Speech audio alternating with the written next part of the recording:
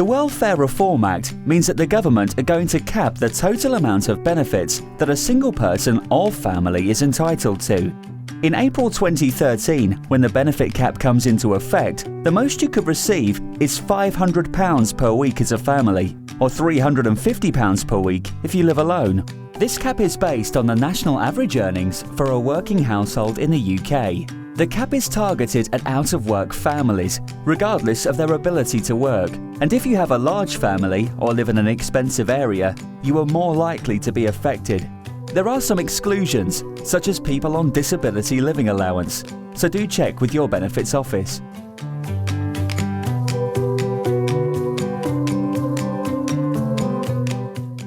The Department for Work and Pensions estimates that affected households will lose an average of £83 a week, nearly £4,500 per year, with 17% of those affected losing more than £150 a week.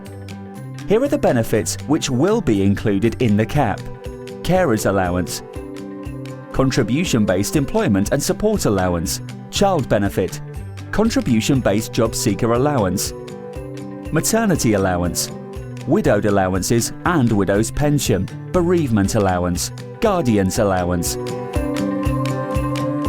As from October 2013, all of your means-tested benefits, including housing benefit, income support and job seekers allowance, will all be paid directly to you in a single monthly payment called the Universal Credit. This means you will need a bank account if you don't already have one. Start planning and budgeting your outgoings and set up direct debits for things such as your housing rent and bills.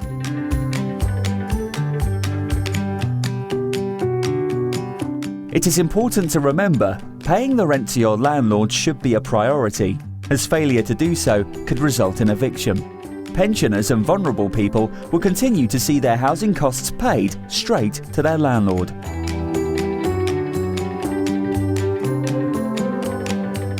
Any household deemed to have more bedrooms than they require will lose a proportion of their housing benefit.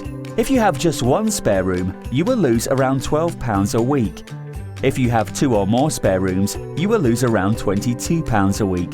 This only applies to tenants of working age, that's those below pension age. And there are other factors to be aware of too.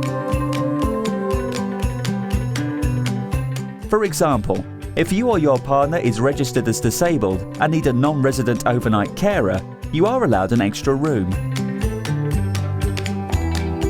Children under the age of 16 who are of the same sex are expected to share rooms, and children under the age of 10, regardless of gender, are also expected to share a room. Your landlord will support its tenants to downsize, which will in turn free up badly needed family-sized homes for other residents.